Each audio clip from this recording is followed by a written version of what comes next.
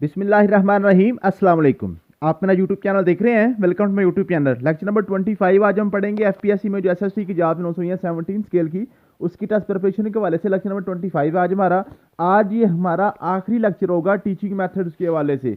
Teaching methods का हमारा जो टॉपिक है वो कंप्लीट हो जाएगा और उसके बाद अब हमने इंग्लिश को स्टार्ट करना है। इंग्लिश को पहले कंप्लीट करेंगे, उसके बाद जो आपके रिमेनिंग टॉपिक्स हैं ना, आपके जो एजुकेशन साइकोलॉजी है, एजुकेशन फिलासफी है, एजुकेशन एडमिनिस्ट्रेशन है, ये वो सारी जो है ना वो हम इंशाल्लाह ताला फिर बाद में करेंगे। तो अभी हमने पहले इसकी इंग्लिश को कंप्लीट करना है। ठीक है जी, इंग्लिश के इंशाल्लाह ताला 10 से 12 लेक्चर्स हमारे होंगे, तो इंग्लिश हमने उसको कंप्लीट करना है ताकि जब तक आपका पेपर नहीं होता तब तक आप इंग्लिश को बार बार रिवाइज कर लें, क्योंकि इंग्लिश से ही आपके पास और फेल का जो है ना वहीं से डिसीजन होना होता है।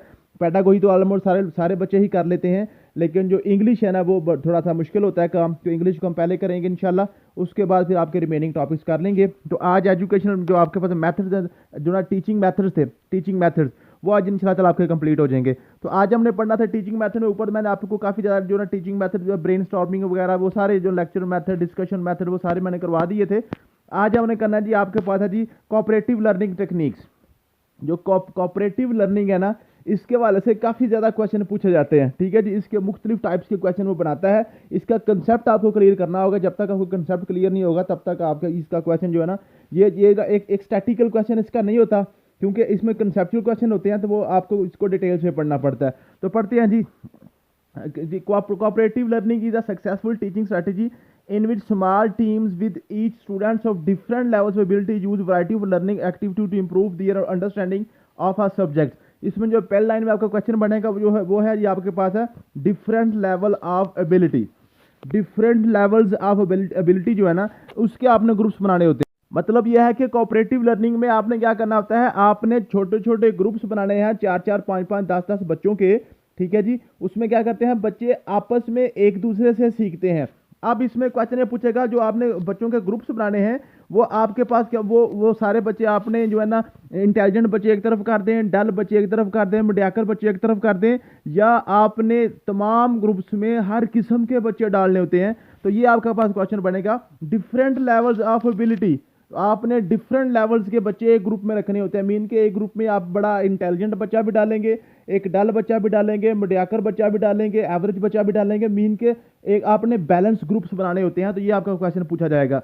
उसके बाद आपके पास है जी each member of a team is responsible not only for learning what is taught but also for helping teammates learning, thus creating an atmosphere of achievement. Students work through the assignment until all the members successfully understand and complete it। ये question यहाँ से पूछा जाएगा। जो cooperative learning है, cooperative learning में student कहाँ से सीखता है, या क्वेश्चन ये पूछेगा कि कोऑपरेटिव लर्निंग में स्टूडेंट्स की क्या जिम्मेदारी होती है। तो वो नीचे आपको ऑप्शन दे देगा जनाब, जो कोऑपरेटिव लर्निंग में स्टूडेंट जो है ना अपनी टीम से सीखता है। ठीक है जी, वो लर्न करता है। ठीक है, वो खुद अपनी लर्निंग के लिए, अपनी लर्निंग का अपना कंसेप्ट क्लियर करने के लिए अपने जो है ना दूसरे स्टूडेंट के साथ डिस्कशन करता है। ये क्वेश्चन आपका गलत होगा। इसका मतलब ये है कि जो कोऑपरेटिव लर्निंग में ये टू वे ट्रैफिक है, ये टू वे ट्रैफिक है। मीन्स के इसमें से बच्चे ने सीखना भी है और सिखाना भी है। इसमें सिर्फ सीखना नहीं है। ऐसा नहीं है कि एक बच्चा जो ना फॉर एग्जाम्पल 5 बच्चों का ग्रुप है, उसमें एक बच्चे का कॉन्सेप्ट क्लियर हो गया और वो जनाब छोड़ के चला जाए, वो कहे मुझे छुट्टी हो गई। ऐसा नहीं है। जब तक सारे के सारे ग्रुप का क्लियर नहीं होगा तब तक वो जो बच्चा जिसने सबसे पहले याद कर लिया वो भी उधर ही बैठा रहेगा। वो दूसरे बच्चों को फिर याद करवाएगा, दूसरे बच्चों का कंसेप्ट क्लियर करवाएगा।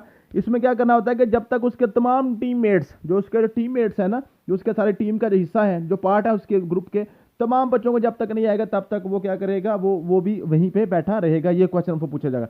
ठीक है जी। उसके बाद जी ना जी gain confidence from each other efforts, your success benefit me and my success benefits you. ठीक है जी, क्या मतलब है, अपने दोस्तों से कहेगा कि जनाब आपकी जो सक्सेस है उसका मुझे फायदा होगा और जो मेरी सक्सेस है उसका आपको फायदा होगा। ये टू वे ट्रैफिक होती है। ठीक है जी।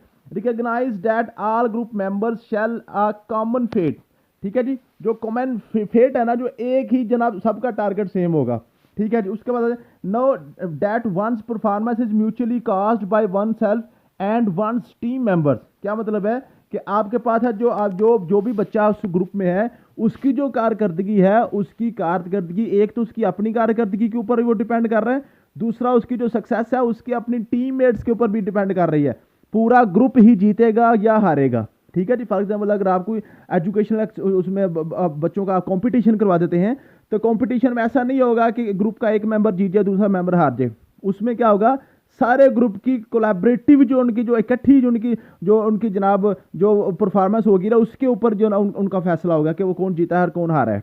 ठीक है जी। ये होगा कि फॉर एग्जाम्पल उसमें ऐसा भी होगा जो आपके ग्रुप में एक बच्चा फुल 100% मार्क्स ले जाएगा, लेकिन उसके ग्रुप के बाकी बच्चे जो ना अच्छा परफॉर्म नहीं करेंगे, तो क्या करेगा, वो हार जाएगा, वो 100/100 नंबर लेकर भी हार जाएगा। ठीक है जी। ये आपके पास ये आपने कंसेप्ट क्लियर करने होते हैं। ठीक है जी। कोऑपरेटिव लर्निंग के वाले से, और कोऑपरेटिव लर्निंग के वाले से जो ना काफी क्वेश्चन काफी ज्यादा आपके जो ना इंटरव्यू में भी पूछे जाते हैं।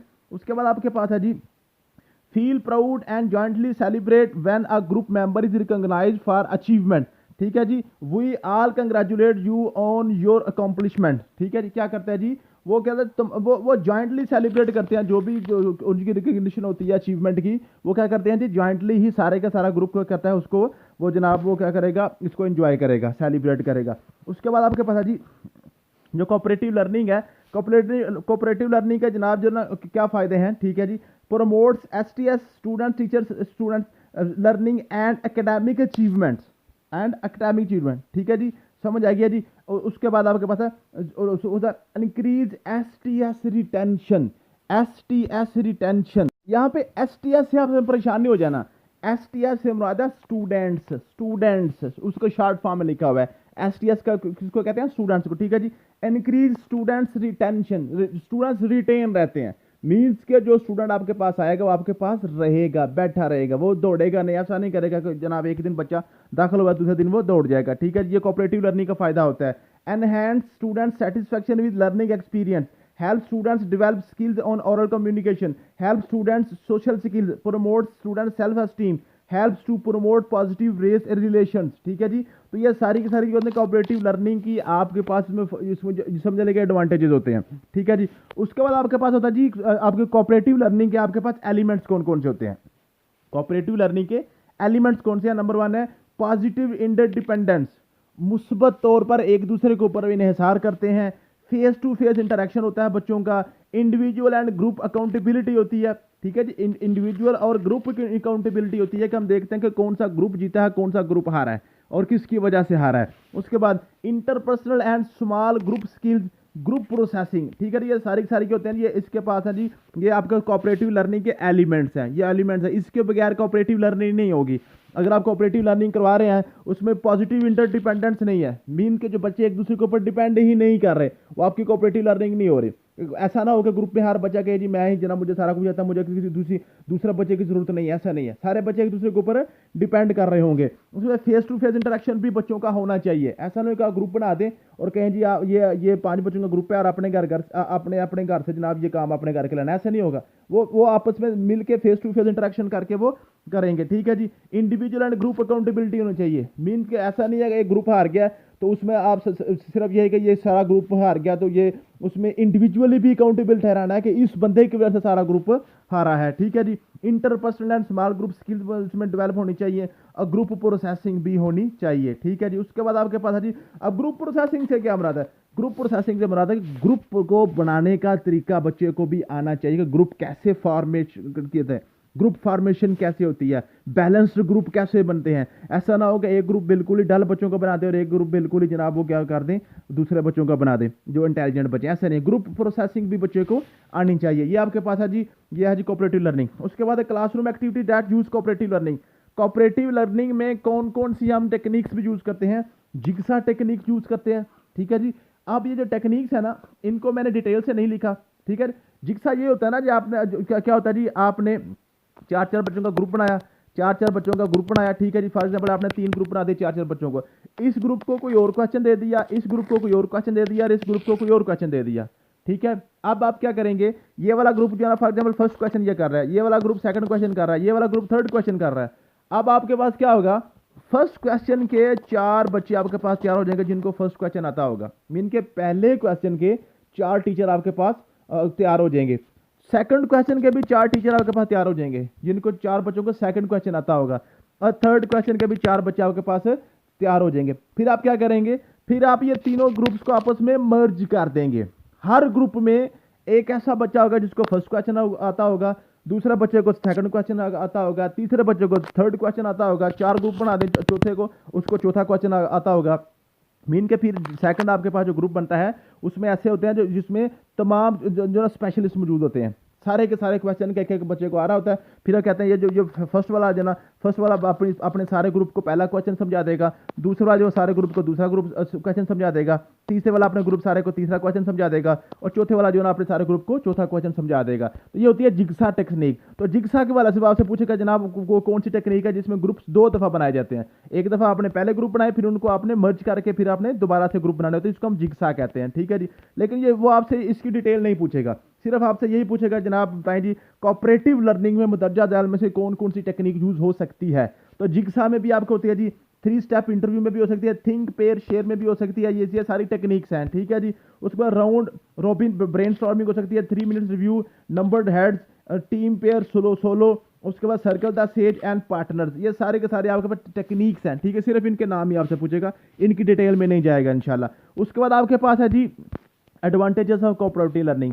कोऑपरेटिव लर्निंग के एडवांटेजेस क्या है जी? The group provides each member with an opportunity to participate and thereby influences the decision making, ठीक है जी। तो आपके पास हर मेंबर को अपॉर्चुनिटी मिलती है कि क्या वो करे, वो जनाब उसको अपॉर्चुनिटी होती है कि वो अपनी जो है ना अपनी राय का इजहार कर सके, ठीक है जी। Face to face learning situation, ये सारे के सारे जो है ना आपको मैंने इसके एडवांटेज ऊपर भी पढ़ा दिए हैं, सारे वही हैं, ठीक है जी। उसके बाद इसके डिसएडवांटेजेस को अलग से पढ़ लेते हैं। डिसएडवांटेज आपके पास है, it's likely to be noisy, शोर इसमें काफ़ी होगा।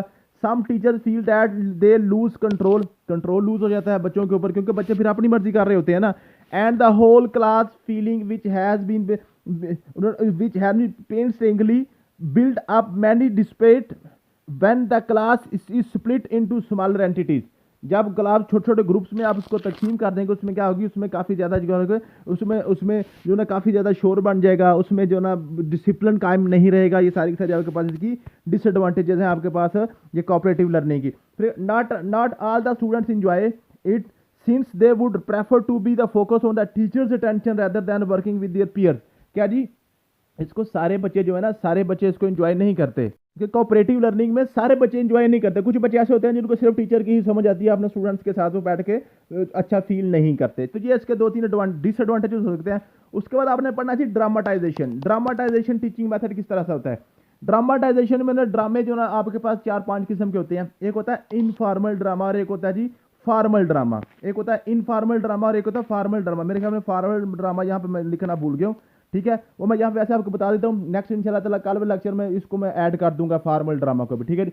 इनफॉर्मल ड्रामा क्या है जी? No preparation, no written material for ex traffic accident, ठीक है जी। क्या मतलब है? फॉर एग्जाम्पल क्या है जी, कोई ऐसी किसी किस्म के आपके इनफॉर्मल ड्रामा में कोई रिटर्न मटेरियल बच्चे को पहले नहीं दिया होता, कोई इसकी तैयारी नहीं करवाई जाती, किसी किस्म की कुछ भी नहीं होती, ठीक है जी। उसके बाद आपके पास होता है जी फॉर्मल ड्रामा। फॉर्मल ड्रामा इसके उल्ट होता है। फॉर्मल ड्रामा होता है, नीचे लिखा हुआ नहीं, सॉरी लिखा हुआ है फॉर्मल ड्रामा, इसके पास हाईलाइट नहीं किया गया। फॉर्मल ड्रामा जी completely under the teachers control, everybody use return material, ठीक है जी, समझ आ गई है। कंट्रोल ड्रामा में ड्रामाटाइजेशन में कैसा होता है जी, जो जिसमें सारा कुछ बच्चों को पहले सिखाया जाता है, पढ़ाया जाता है, उसको रिटर्न मटेरियल दिया जाता है, उसके डायलॉग उसको दिए जाते हैं, ये जी आपने डायलॉग बोलने हैं, टीचर के कंट्रोल में होता है सारा। लेकिन जो इनफॉर्मल है उसमें टीचर का कंट्रोल नहीं होता। ये फॉर्मल और इनफॉर्मल एजुकेशन वाला ही हिसाब है। इनफॉर्मल और फॉर्मल एजुकेशन की आपको टाइप्स मैंने फर्स्ट लेक्चर में पढ़ाई थी। उसके बाद रोल प्ले क्या जी? स्टूडेंट्स में get preparation for their role before acting. जो भी उन्होंने रोल उन्होंने प्ले करना होता है, जो एक्टिंग करनी होती है, उससे पहले उनको प्रेपरेशन करवाई जाती है। फिर आपके पपिट्स आपके पास students use puppets and say what they want behind the puppets. ये पपिट्स के पीछे करते हैं सारा कुछ, ठीक है जी। उसको फेस मास्क वगैरह डाल लेंगे, ठीक है। उसके बाद आ पेंटोमाइम आपके पास students use only mime and gestures, no relax, no mean आवाज नहीं निकालते, सिर्फ क्या करते हैं वो आपके पास ओरल जेस्चर्स ही यूज करते हैं, सिर्फ इशारे ही करते हैं, ठीक है। Such as washing his face, eating something, ठीक है। जो मुंह धोना सिखा रहा होगा तो वो सिर्फ सामने ही वो ऐसे मुंह अपने फेस के ऊपर अपने हैंड मार रहा होगा, वो आपको मुकम्मल तौर पर वहाँ पे सोप और वाटर के साथ अपना फेस जो ना वॉश करके नहीं दिखाएगा, जिसको कहते हैं पेंटोमाइम, ठीक है। उसके बाद finger game, especially for younger students, a story is given and one student to complete it by making their finger talks। Fingers के टाक के ऊपर उस स्टोरी को उन्होंने कंप्लीट करना होता है। उसके बाद आपका पास ड्रामाटाइजेशन, इसकी एडवांटेजेस क्या है जी?